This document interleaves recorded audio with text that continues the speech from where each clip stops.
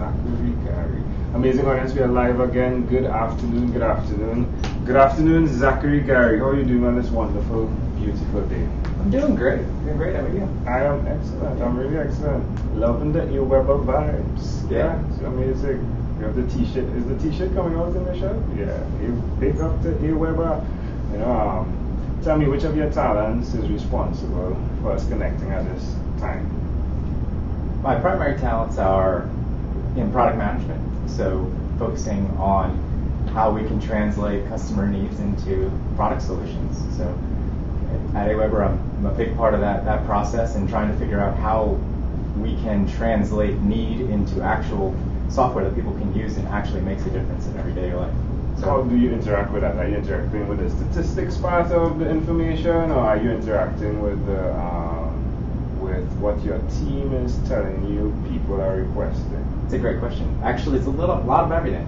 So it's looking at data. What are the trends telling us? Looking what the market says, and also just getting out and talking to customers. Yeah. Getting out and talking to people who want to become customers, and just getting an understanding of what drives their passions, what drives them to want to talk to us and want to look to us to solve some of their problems. That's great. So did you learn the skill of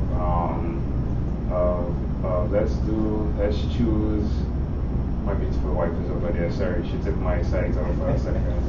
Let's choose, wanting to course correct. All right, so being the ambassador. Where did you learn the skill of being the ambassador for people From a lot of amazing coworkers that I've dealt with, a lot of really great people who have helped to lead the way and lead by example in how they do their jobs and how they interact with people. And a lot of it is learning on the job too, and it's just trying to understand the best way to connect with people. But the thing I always tell myself before I engage with any conversation is set aside the world, and you're the most important thing when I'm talking to you. So ultimately, at the end of the day, I think just that connection itself makes a big difference, because everybody wants connection and everybody wants to be heard, and I want to listen. So that's the big part of it. It's fascinating. I think Aweber, the staff, the HR staff, has really done an amazing job by picking individuals, because listening is definitely the core that's continuously being repeated. Like, you all really listen, And I mean, like, I'm new to doing video interviews. I usually do audio to audio, so I get to listen. But to see your entire demeanor and your posture, it's like you're keyed into listening to what I have to say, and that's pretty impressive. Who would you say in your family you learned that from? That's a great question. My father has spent a lot of time in front of in sales roles his entire career, and I remember as a young person sitting and watching him engage with customers and just watching the world kind of melt away around him, and just him being so hyper focused on trying to make sure that they get everything that they needed. And I just marveled at that, and ultimately realized that a lot of it, like I said, just comes down to just listening and not trying to assume, and just stepping back and just really engaging in that conversation. Yeah. Why would you continue to repeat those skills that, Daddy used to do, now you do it, right? Why would you continue to repeat that skill?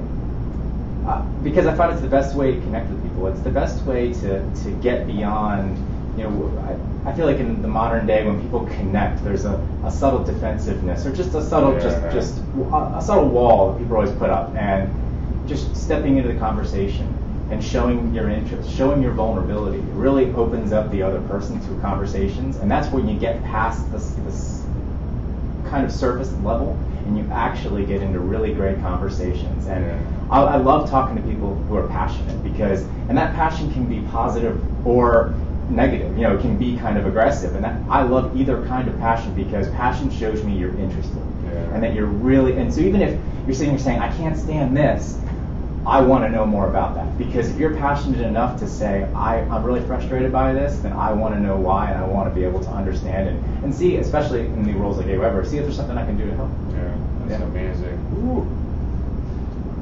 So all right, tell me one other thing you've done consistently over the last 3 years. Something I've done consistently over the last 3 years. I'd say I've consistently listened to audiobooks. So I have about an hour and a half drive total in my day. Right. And there's plenty of times you can listen to radio, listen to music, which I enjoy doing, but I dedicated myself to an Audible account, and I'm listening to books along the way as another way to supplement reading where I can't be sitting and reading in it. And so I've been sticking with that and really reading all kinds of books. So everything from business books to autobiographies and everything else, kind of switching it up, but just really kind of trying to find ways to continue to engage my mind while I drive. What are you listening to right now? You could not say. I'm listening to How to Make Decisions and Better Bets. It's by a fairly popular poker player. So she talks about just how you hedge your bets in decisions in life to get better outcomes. How does it make you feel that you're making the decisions that create better outcomes? It's an honor to do. It's humbling to some extent as well, because we're all human. We make mistakes, but I think the core of that comes back to what we were saying earlier, which is it all comes back to continuous listening. I don't ever walk into a conversation and say, I know the answer, here's the answer, and then leave. It's, I know the answer, this is my best understanding. Let me continue to check up on that and make sure I have it right. And if it's not, it's time to course correct and get to a better outcome. Love it. Yeah. Suggest to someone listening out there why they should do what you've done by just exercising choice for your passion. Why should somebody do? Because the big thing that I find is, at the end of the day, it really comes down to connection. And no matter what type of job you're doing, no one does anything in an isolated bubble anymore.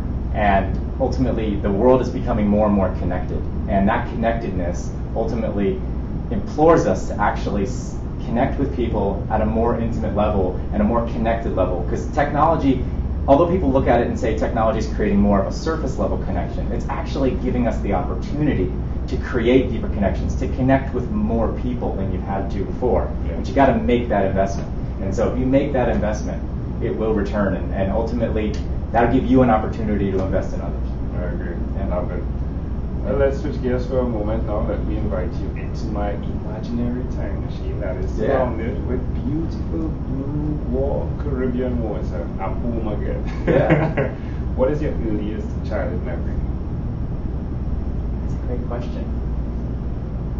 My earliest childhood memory is it's a fun and ends up having a crazy experience. I was out playing with my sister, so I have a 2-year-old, a sister that's 2 years older than me, and we were out playing in our front yard, and just great time, summer, running through water and everything, and kicked a ball, went to go get the ball, and I stepped on a nail, and ended up having to go to the hospital, get checked out, tetanus and everything else, and then ended up not being able to go outside for the next couple of weeks. And that was, for some reason, imprinted in my head, because it went from this so much fun thing to all of a sudden having to sit inside and do that cliche kind of sitting out the window going, I could be out there. So it's one of my really early memories. How old were you? I was 4. All right. Why do you think this memory in particular sticks out so clearly?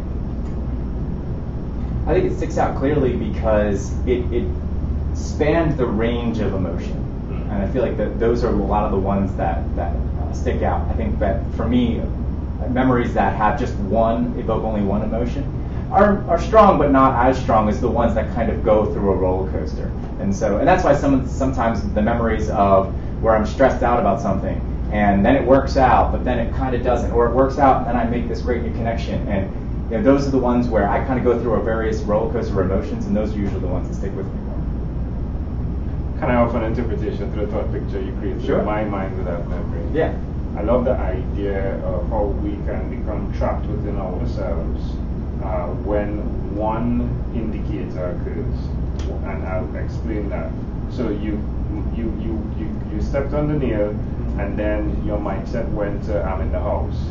However, some of us can change direction, and instead of looking at the direction that we were going, change completely. Yeah. I mean, the entire house was there. Yeah. And within what you've explained to me as to who you are, who you've become from listening, it helps or has helped you to change your entire direction, your sight. as to what you can achieve, even if you step on a nail. Mm-hmm. Does it make sense? Yeah, absolutely. Yeah? Yeah, absolutely. I think that it's definitely when I have those situations where there's lots of a range of emotion or just a lot going on, those are usually also the ones that I spend a lot of time reflecting on so that I can find those better opportunities. Yeah. I'm always reflecting on how could I have engaged with that person better? How could I have added more to their lives? So, and I think that moment of me stepping on the nail impacted so many people. My mother had to rush me to the hospital. I wasn't able to play with my sister. It impacted other people's lives, and it makes me reflect on, that day more. Yeah, changing views. Yeah. Reframing your viewpoints. All right, my friend. Well, we've arrived at our destination, but before we get off of this time machine, there's a small declaration form, so it's yes or no, possibly a bit more. Zach, have you chosen someone to pass on your skills to? I've chosen somebody to pass on my skills to. I have not. Are you married? I am married. Do you have children? I do not have children. Do you believe in God? I do. Do you have an inner circle of friends? I do. Do you watch TV for more than 3 hours a day? I do not. How about 3 hours a week? Yes. What about screen time? The phone and or the computer? A lot. Yes. If you had to share with us, Zach, your own unique real statement, a statement that represents who you are, what would you say that is? I am a flawed person constantly looking for grace. Love it. Yeah, sometimes I step on nails and I need help. Yeah? Love it. Zach, this was a great pleasure. Before you leave, is there anything else you'd like to share with our amazing audience? Yeah, I hope wherever you guys are at, you're having a nice weather. We're finally having nice weather around here, and I'm really happy about that because we've had a bit of a crazy weather situation in Pennsylvania recently, so definitely loving the weather. And I was immediately in the place where you were at when you were talking about your time machine, looking for nice warm weather, nice sun. Yeah, thanks for being on what is inspired by 12-minute Convos with Angel Jones. Thank you. Great pleasure.